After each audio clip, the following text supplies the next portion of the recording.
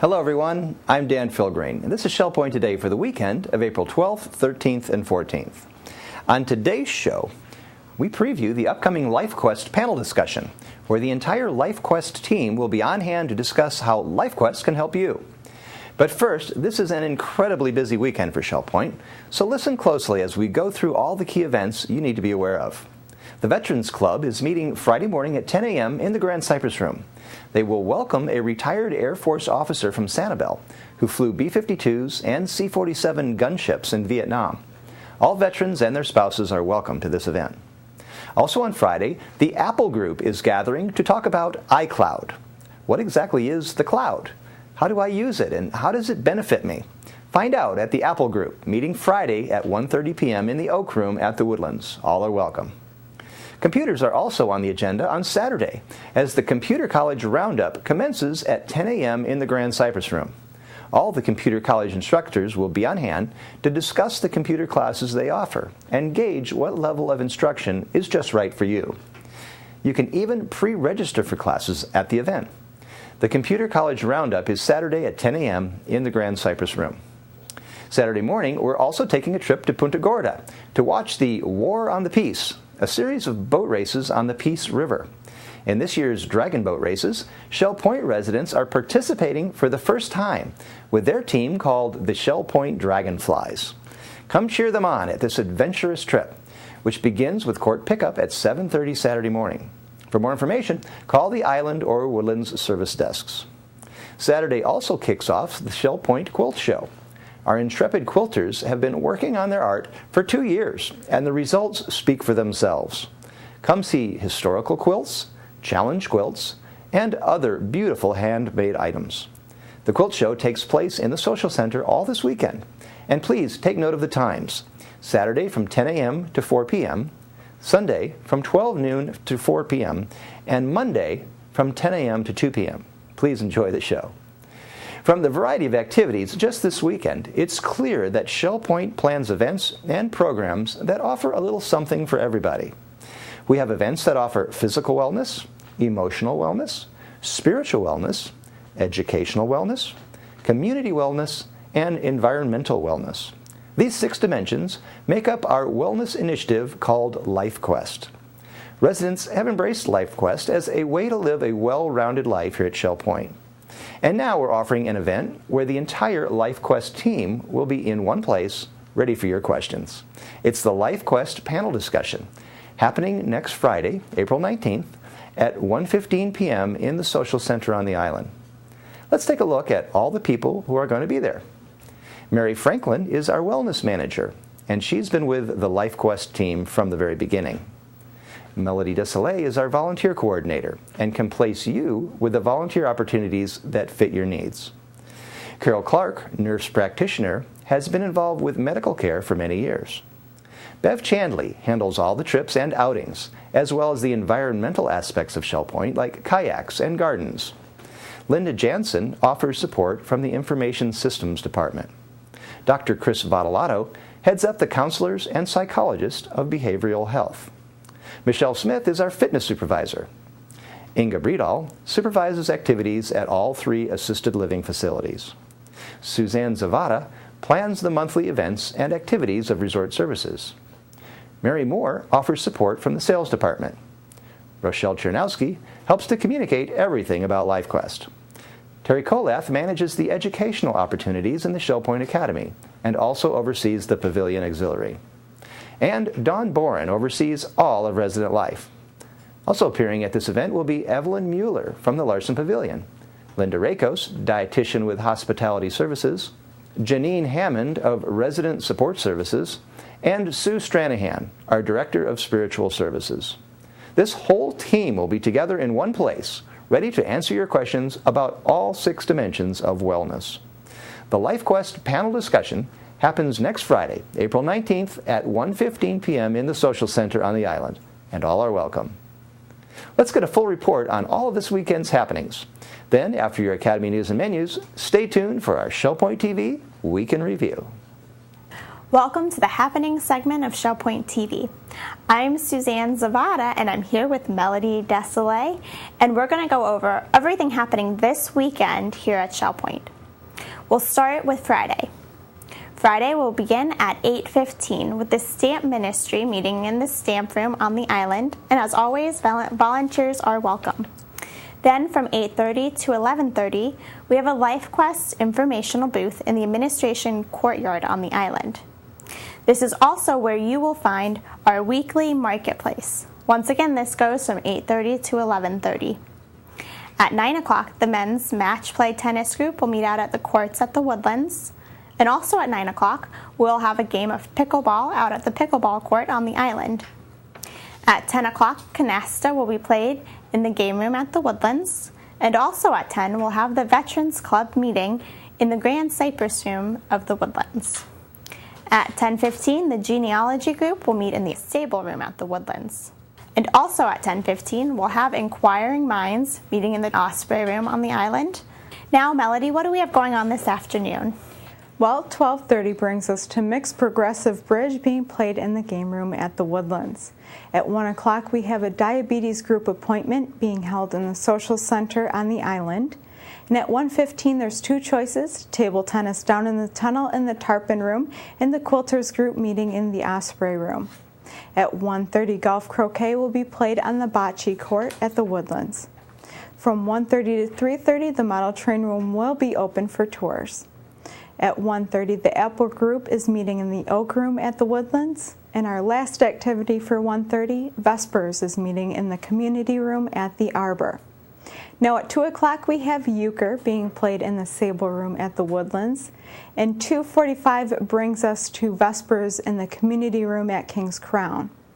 And at 6:45, our last activity for Friday evening is game night being held in the Resident Activity Center on the island. Suzanne, what do we have for Saturday? Well, Saturday is a pretty full day, but we'll start it off at 7:30, where a trip will be leaving for a day at the Punta Gorda Dragon Boat Festival. Court pickups will begin at 7:30 on the island, 7:40 at the Woodlands, and 7:50 at Eagles Preserve. Sign-up is required for this trip.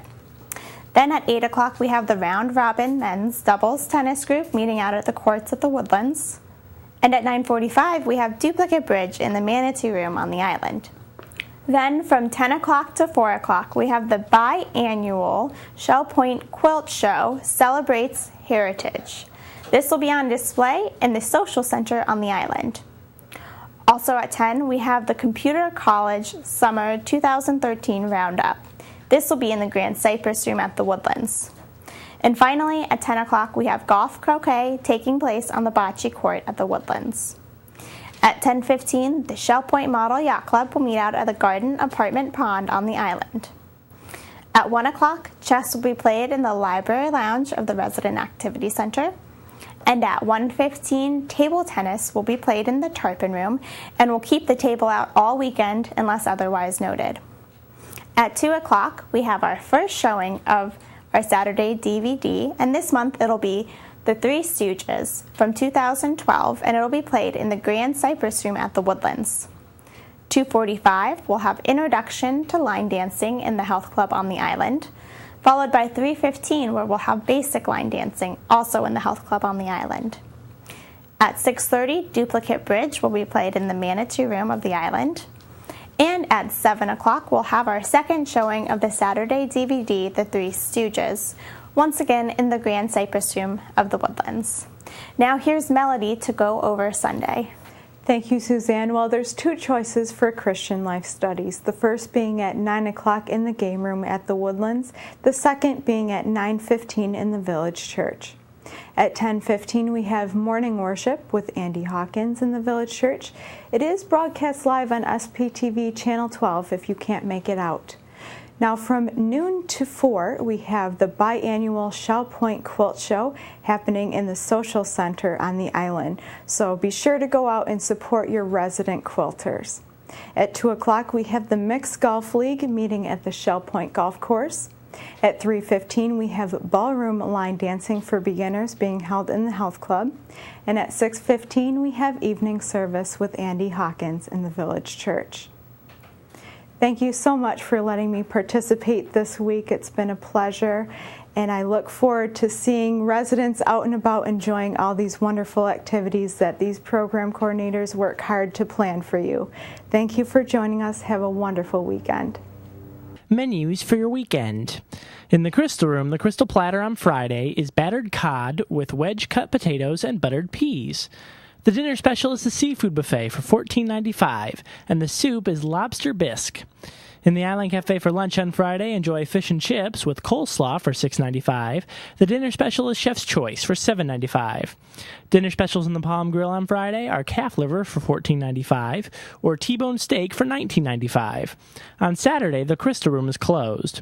In the Island Cafe for lunch on Saturday, enjoy a mile-high corned beef sandwich with fries for $6.95. For dinner, enjoy chicken francaise with capers and a lemon baked potato for $7.95. Dinner specials in the Palm Grill on Saturday are prime rib for $18.95 or baked cod for $16.95. On Sunday, the Crystal Room features its Sunday brunch for $17.50. In the Island Cafe for lunch on Sunday, enjoy ham, egg, and cheese on an English muffin with fresh fruit for $6.95. The dinner special is Chef's Choice for $7.95. And the Palm Grill is closed on Sundays. All menus are available 24 hours a day at www.shellpoint.net. I'm Randy Woods, and I'm here with Pastor Andy as we anticipate the weekend. I trust that you'll join us for worship time as we gather Sunday morning here at the Village Church at 10:15.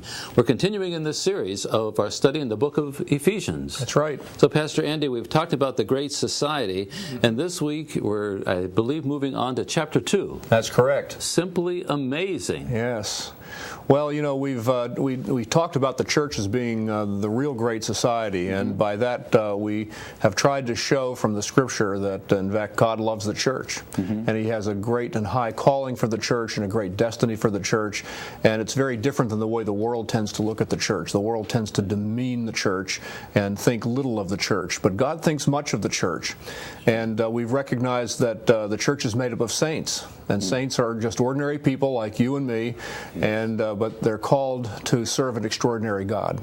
And that's who saints are, and so we're set apart for special use, even though we're just ordinary people who have the same kinds of frailties and human limitations as anybody else, but we serve a great and extraordinary God.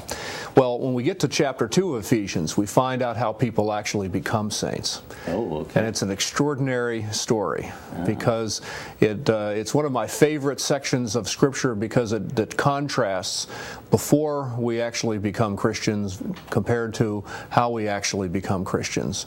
And it's a really stark contrast. And we learn that without the work of God in us, we basically are lost from a spiritual perspective, and we need to be transformed. And that's what Ephesians 2, the first number of verses, is all about.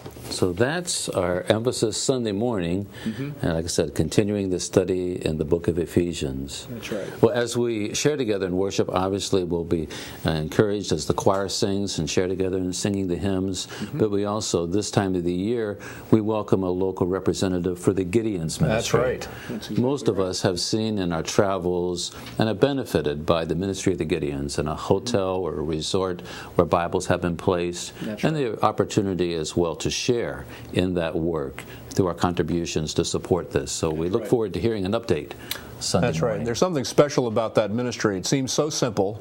They just try to place Bibles with people or in institutions or hospitals or hotels. But inevitably, there are many, many people who even stumble onto discovering the Scriptures, begin to read it, and then are deeply affected by it. And I can remember, as you do as well, in Morgantown, the number of students who benefited as the Gideons provided Scriptures for various students on college campuses around the country. That's right. Yeah. Well, Sunday night then, as we gather at 6:15, we started last week a series in the book of Revelation from Revelation 22. That's right. So tell us about this Sunday night as we continue these last words of Christ. That's right. This is right toward the end of the book of Revelation, and it has to do with what we call Christ's last revelation. In other words, the last thing that Jesus tells us in all all of Scripture. Okay, and he's speaking of his offspring? Yeah, this week we're looking at it. There are a number of titles for Jesus that he gives to us, that he wants us to know about himself. Last week we looked at that Jesus as the root of David and how he is the source of so much and the origin of so much of what we rely on and who we are as the people of God.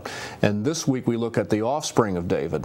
And the offspring has to do with a lot of that has to do with his humanity, and how important it is that our Savior, our Messiah, came as a human being, and not only his connection with his Davidic line and his royal line, but how valuable his humanity is, his great humanity is for our redemption. In order to be qualified to actually be our Savior, he had to be fully man, fully human, and so we recognize that dimension of the person of Christ in this one of his last words to us.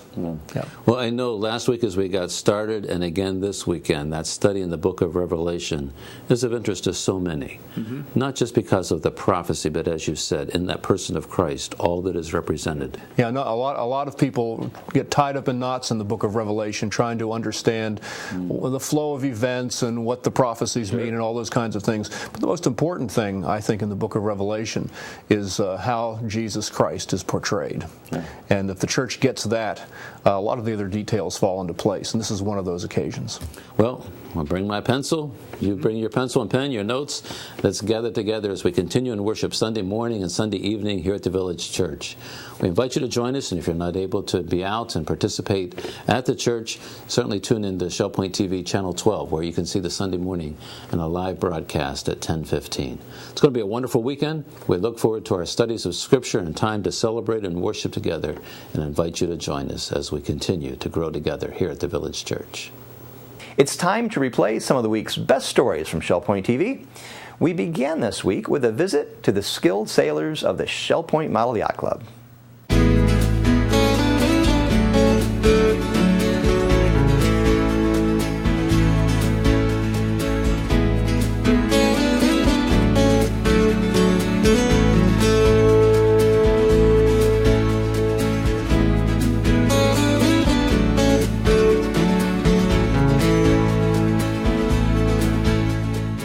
Charlie actually was the one that started the club, and he somehow found that Alice and I were sailors, and he invited us to a meeting. He had a boat to show us, and he told us what it was all about. And Alice and I have been sailors all our lives, so we decided to join. And Alice is the sailor, I run the races, and that's how we got started, and we've been doing it ever since.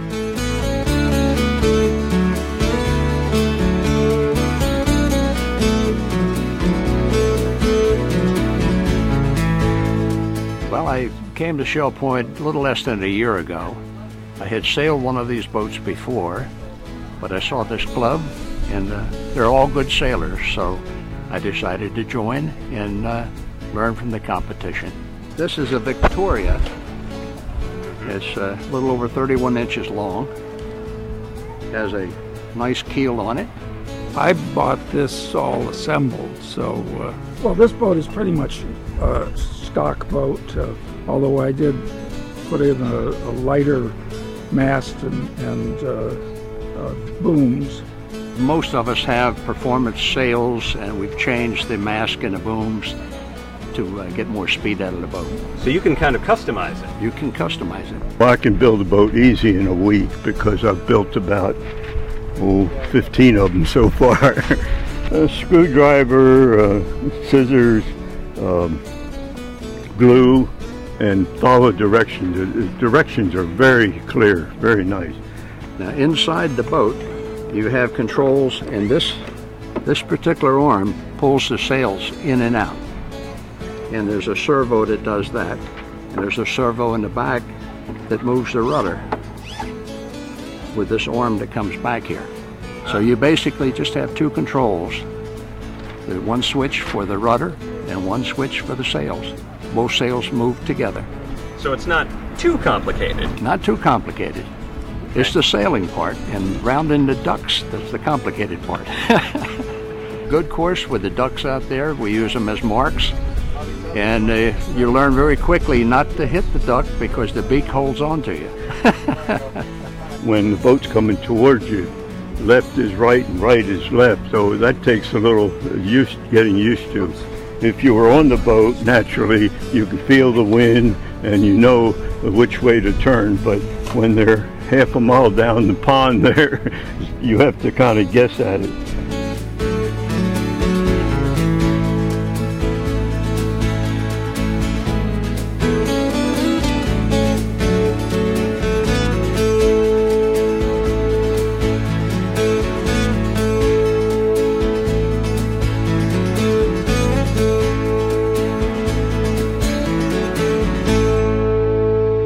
Ideal conditions is anything under about 11 miles per or knots per hour. The only propulsion you have is the wind on the sails. There are no electric motors in these boats. And the wind comes across the sail. The velocity is higher in the back than it is here, and you get a vacuum form which actually pulls the boat. Normally it would try to pull it sideways, but with the big keel resisting that force, the vector drives the boat forward. And so you can sail about 35 degrees to the apparent wind. You have to tack back and forth 35 degrees here and 35 here, and you can make your way upstream. The challenge in sailing the boat is simply to keep it moving. Oh. As you saw today, we got knocked down a lot, and when you go over too far, or when you get hit by a gust, the boat tends to round up, and it will very quickly stop if you don't adjust the rudder to keep its nose down and keep it into the wind. You try to read the ripples and stay in the ripples because there should be wind near the ripples, but you can get off in the horse latitudes, or you can luck out and you'll catch the wind and the other people are in the latitudes. There is a little bit of fierce competition. There is no doubt about it. Yeah, that happens. We don't have, there's no money involved. There's no race trophies involved. It's just fun. That's all it is.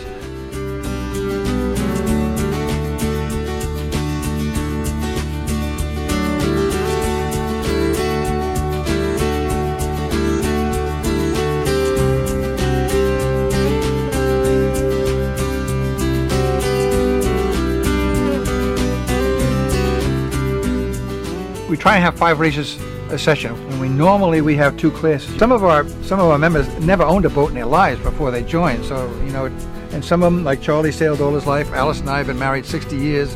We started sailing together before we were married. So it's quite a big mix. But you don't need an awful lot of experience to have a lot of fun. That's what we try and tell everybody. When my boat wasn't working at all, Charlie came along and he said, "Now, Alice," this was just last Saturday, he came along and he said, "Now, Alice, you can do it." He stood beside me. Now, I've been sailing for 5 years on these little boats. He stood beside me, and here's my boat with the sails flopping all over because I hadn't rigged it properly. He talked me around the course, and I was first. So, we've got people that can really help you out here, and everybody's very willing to help each other.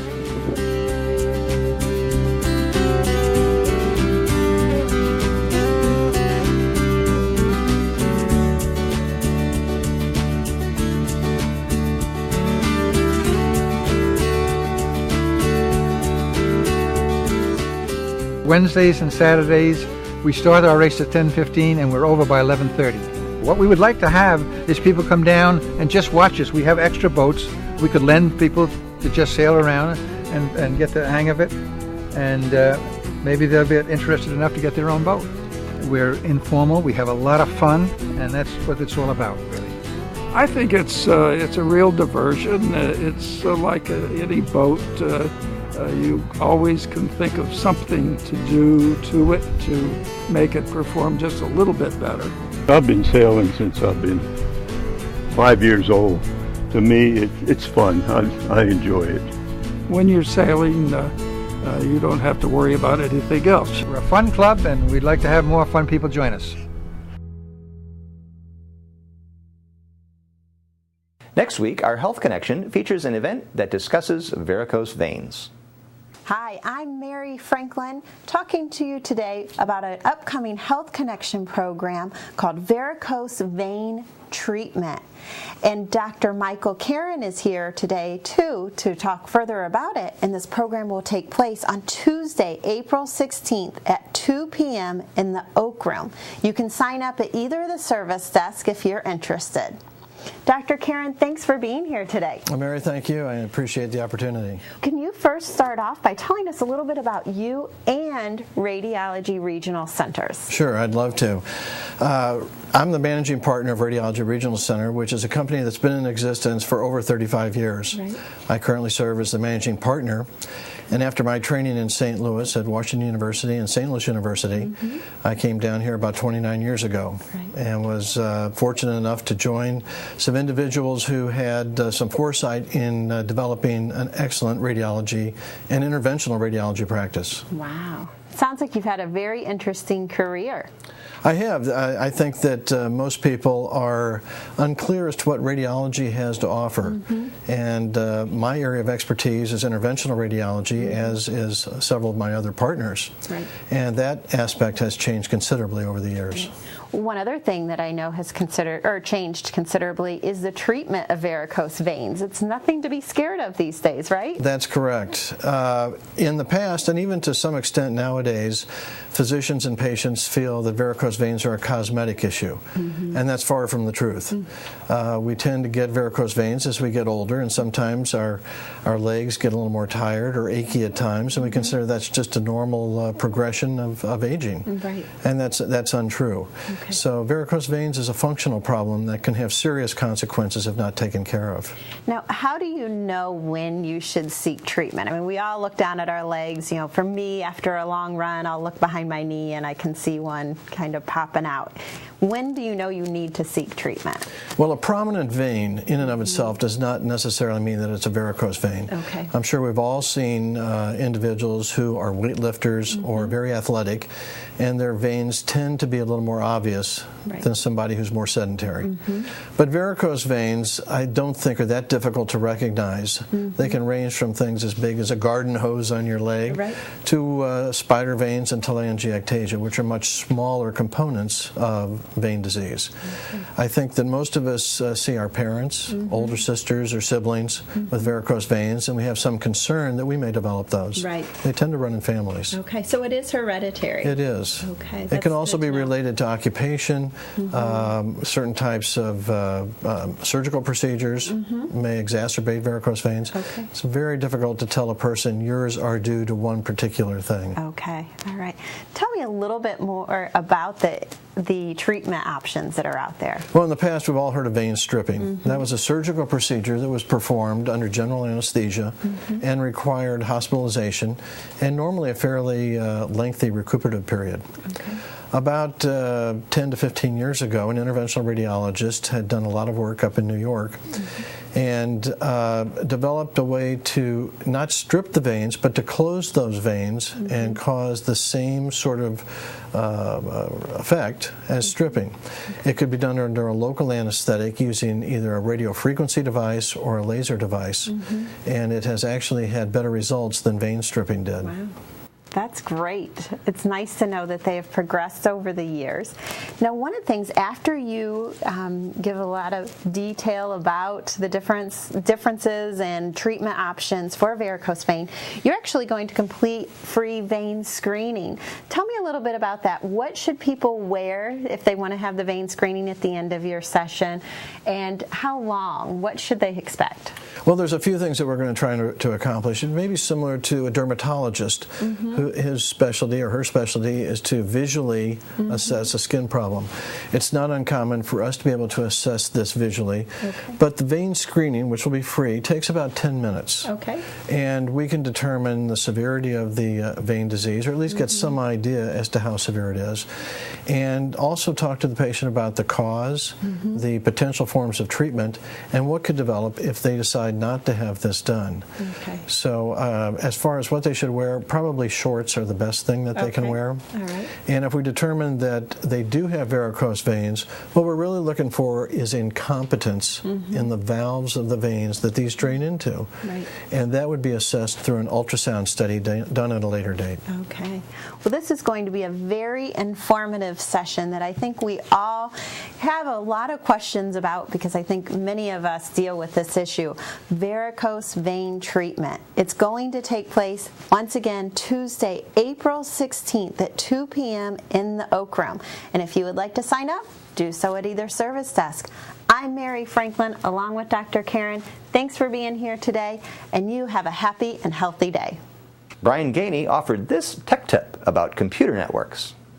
Hi, this is Brian Gainey, Technology Services Coordinator with ShellPoint, with today's Tech Tip. Networking. I think we've all heard the term. What is it? Well, it's kind of like a small group of people getting together talking, except for with your computers. The internet is a great example of a huge network. Why is it important? Well, in your own home, if you have pictures or files that you want to share amongst one computer to the next, a network will help you do that. There are several different kinds of networks. For example, you can have all the computers in one room, all wired together. Or, we've started using wireless technology that will let you do the same thing across several rooms with no wires needed. If you need any help setting these up, feel free to give me a call at 454-8248, or you can email me at briangainey@shellpoint.org. From Finemark Bank, we heard some advice on how to avoid scams when investing in gold.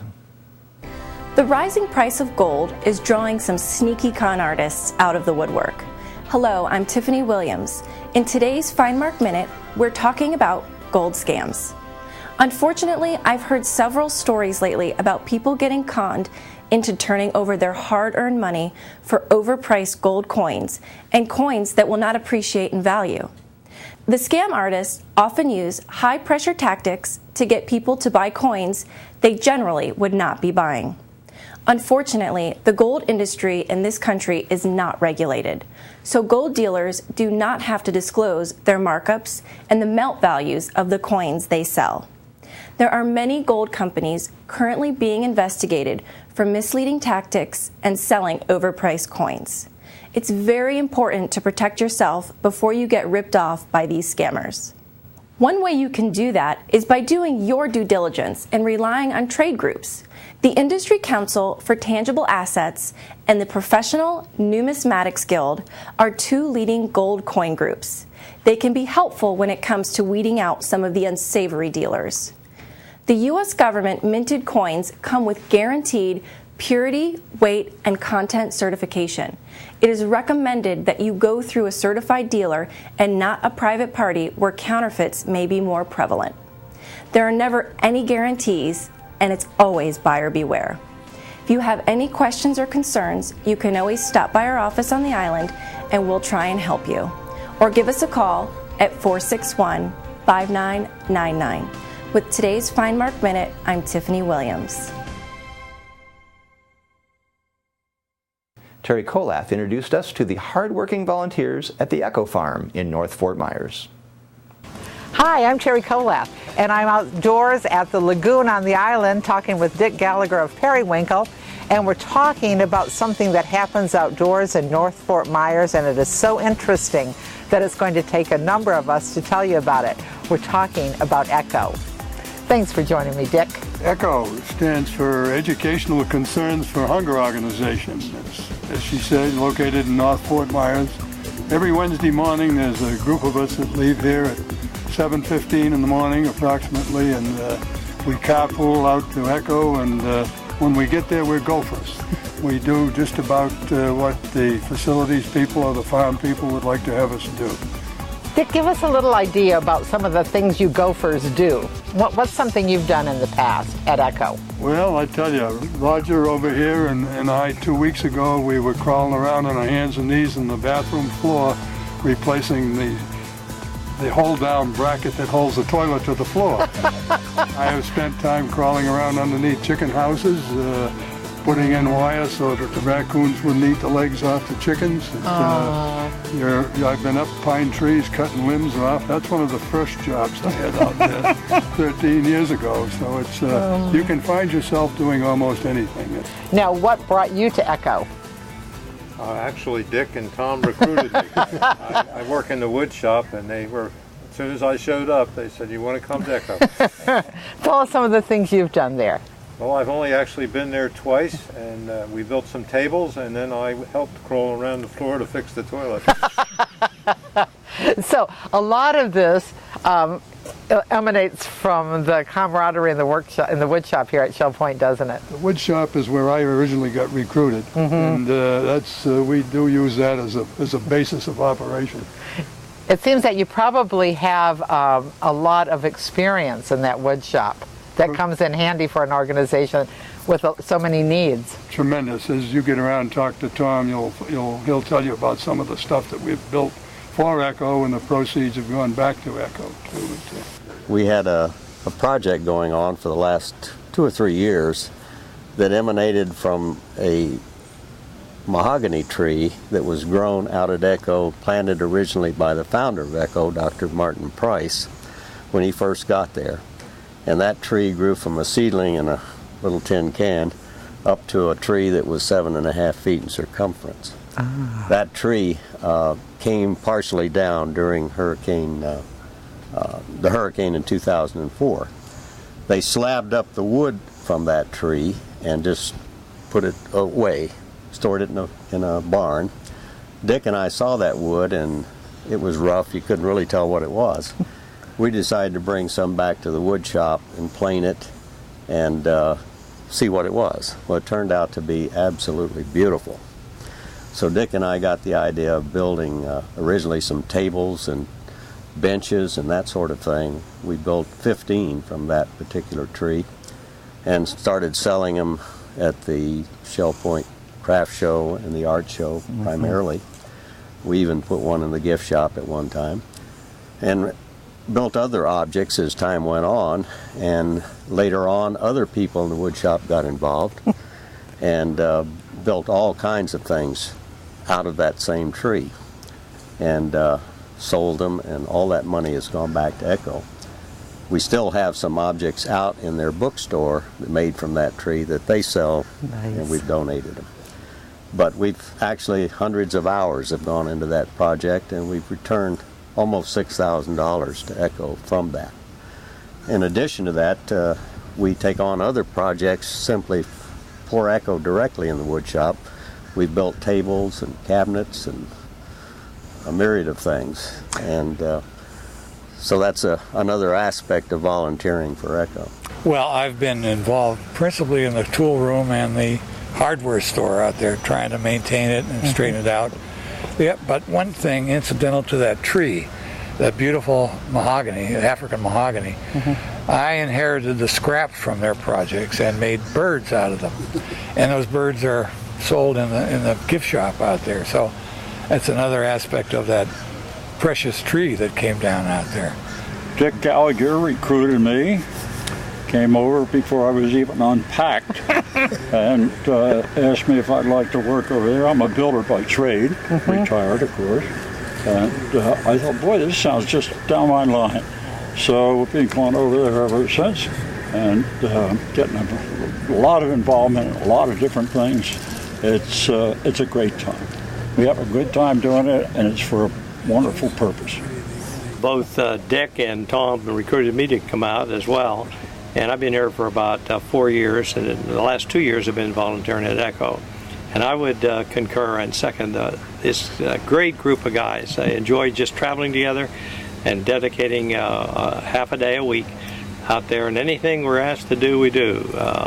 Most of my involvement has been building something with Dick and Tom and some of those guys. But yesterday we were out and somebody needed a line fence built, and there was a local farmer that needed help, and I have a farm up north that we go to in the summer, so we jumped in and finished it in half a day.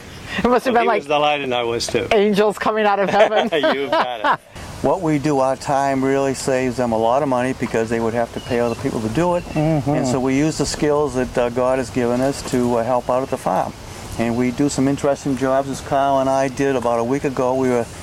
The ducks were escaping, so we had to repair a fence. We work in the garden, planting seeds and replanting, potting, weeding. We've planted, I suppose, hundreds, if not thousands, of moringa trees. And they also run a large retail plant store there. Well worthwhile anybody visiting to see some of the plants that Echo has for sale to the public, as well as the seeds that go overseas.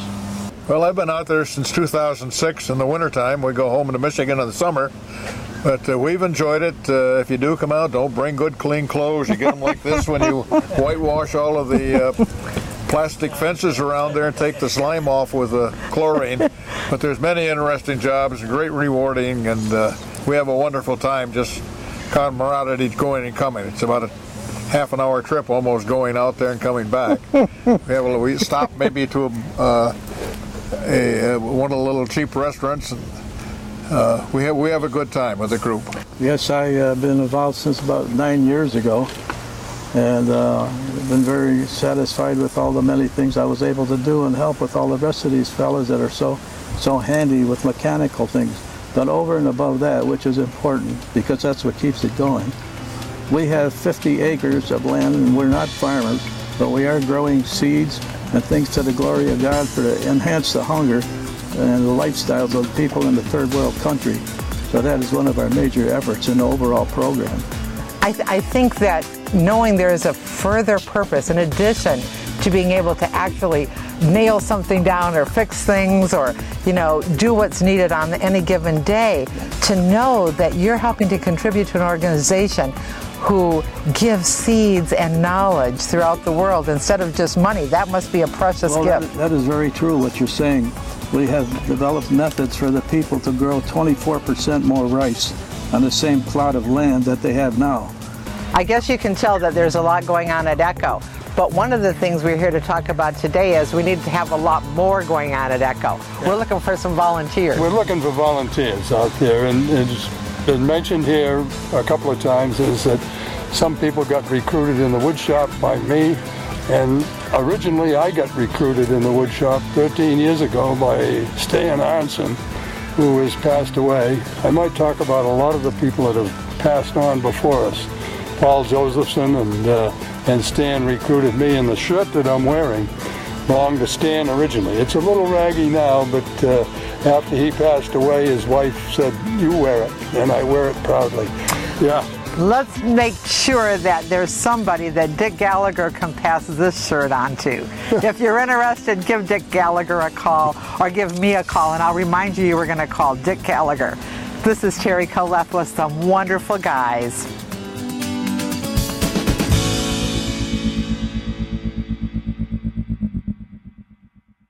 The Shell Point Guest House is a popular choice for visitors year-round. Let's find out why. Hi everybody, I'm Jared Pike with Shell Point TV, and we're here at the Shell Point Guest House. And we have some very special guests at the Shell Point Guest House. Vicki and Jean, they're the daughters of Bill Pasco. Welcome to the show. Thank you. Now, how long have you been coming to the guest house to visit your dad? For 17 years now. Yeah, we come here whenever we visit our parents. Our mom is gone now and our dad has moved over to the Arbor, but whenever we come here, we always have a room. And Susan has been one of the ones that makes it accommodating no matter what our situation is, because we've been here good times and bad times too. And so we always have a place. And it's great. And it's convenient. Very convenient. It's very close to everything you need to go to. When they lived in Royal Bonnet, we were able to walk over. We could park our car and just walk over and wherever we needed to go. And not have to leave the island. And we always enjoy walking the perimeter and seeing the dolphins in the water and the manatees in the cove and everything like that. So it's been a much a pleasure in the 17 years we've been seeing our folks. So That's wonderful, wonderful. And Susan Harklerode is the manager of the guest house. Now, Susan, you have repeat guests probably quite a bit. Now, what draws them back to the guest house? Well, at first they come just because it's the place to stay, and then they find all the things that are here. You can walk and get coffee, you can walk and get exercise, you can walk and talk at the same time. Our rooms, we have just refurbished them. We have made them very comfortable. The price is excellent.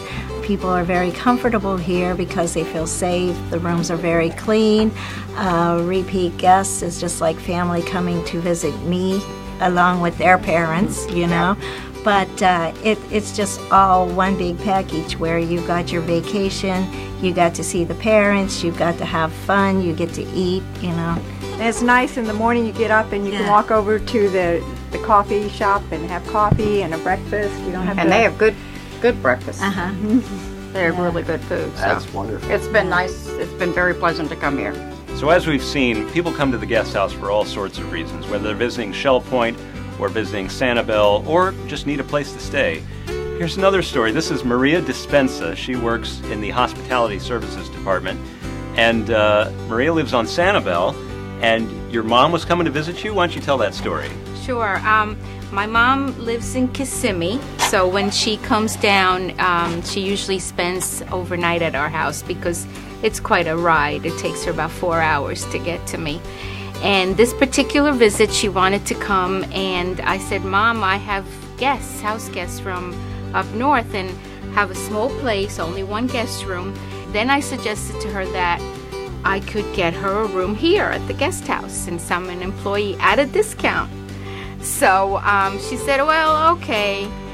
I could tell she wasn't too sure about where I was going to put her up. Well, she came to visit, and then when she was ready to turn in for the day, she drove herself from Sanibel to here. And I said to her, call me when you get there so I know that you're safe and you found everything. And she did call me, and she said, wow. She said, I didn't expect this to be so nice. Everything is new. Everything was comfortable. She was so impressed with her room and the price that she paid, which was quite a nice price compared to everything else that she could have gotten in the area. And she said, I'm never going to stay at your house again. I'm always coming back to the guest house. So it was a happy story. Yeah. So I'm never staying at Sanibel again. I'm staying right here. Yeah. Well, that's great. You get an employee discount. There's a resident discount. And it's also great if you have a lot of guests coming. Let's say you have a big family reunion or an event, a birthday party or something. You don't want all those people staying in your house, even though you may love them. They're your family. But have them stay here. Oh, there's no room in my house. Stay here. There's plenty of room at the guest house. Just give them a call. How would people make reservations at the guest house? You can call me. The phone number is 454-2123. We're also guesthouse at shellpoint.org. Either one will get you your reservation. That's great. So, guesthouse at shellpoint.org or 454-2123. And you too can have a wonderful time at the Shell Point Guest House. This weekend's quilt show promises to be an impressive event. Let's learn more about it. Hi, Shell Point. Thank you for joining us here today. I'm Melody Desolé here with Michelle McCarthy of Lucina, and we're here today to talk about the upcoming Shell Point Quilt Show, which is very exciting. Hi, Michelle. Thank you so much for joining me today. My pleasure. So, Michelle, why are we having this quilt show this year? Well, because we've decided last show, 2 years ago, that we would do it every 2 years because it takes too much time to do quilts. It's a lot of work, time consuming, and also the quilter like to do quilts for their family, their friend, and there's just not enough time to do also for the show. So we've asked, if we could do it every 2 years instead of every year. That's great. Yeah. So now these quilts are handcrafted by the quilters group, is that correct? Well, originally when Vera, who was the leader of the group, was in charge, it was all handmade, hand cut, hand sewn, hand quilted. But we have progressed a little further now, so they're both handmade and also machine quilted. So they're very intricate and beautiful quilts, and some are quite large, isn't that correct? Yes, some are king size, which is very, very big. Yeah, and it takes a long time to make them, especially the quilting part. I bet. Yeah. Now, this year's show has a theme. Can you describe that theme to us? Yes. One of the things we always did with the show is that we have what we call the challenge, and there's always a theme. And this year it's heritage. So some of us have made a quilt that represents their heritage, and that would also be the challenge. And we would ask the people who come to the show to pick the one they prefer, so that we will have a winner, best of show. Oh, that's great. But only for the challenge, not for all of the quilt. Just the challenge. So those quilters who did focus on the theme of heritage have created a quilt without showing one another. It was kept in secret. Mostly, not altogether. Normally it is kept in secret, but this year we were a little bit more open about it. Okay, and so the viewers who come to the quilt show can choose which quilt they prefer in their choice, and they write that down on a piece of paper. Yes. And then we tally up all the votes, and the winner gets a grand prize best of show for this quilt show. For the challenge, yes. Wonderful. We do have an example, and we'll only show a tiny little snippet of this quilt handmade by a quilter. And we won't reveal who that quilter is, but it's just beautiful, and it's much bigger than what we're showing here, but it's just a little sneak peek of what you're going to see at this year's 2013 quilt show. Now, we do have a lot of quilts that are going to be on display that have been handcrafted by the Quilters Group, but we also have residents that maybe have heirloom quilts or antique quilts that are participating as well. That's right. Every show we do ask for residents if they have quilt, either heirloom or antique, or just a quilt that they love, if they would like to show it, and we put it on the show. Now, on the back of the quilt, there's an attached little brief history or a little synopsis of how it was made or where it came from. In most of the quilt, yes, we put a label with all the information. Who did it, when it was done, what's the name of the quilt. Yes, and what if it was made for somebody, also put the name of that person. Yeah. Do you have any idea off the top of your head how old the oldest antique quilt was that we've ever shown?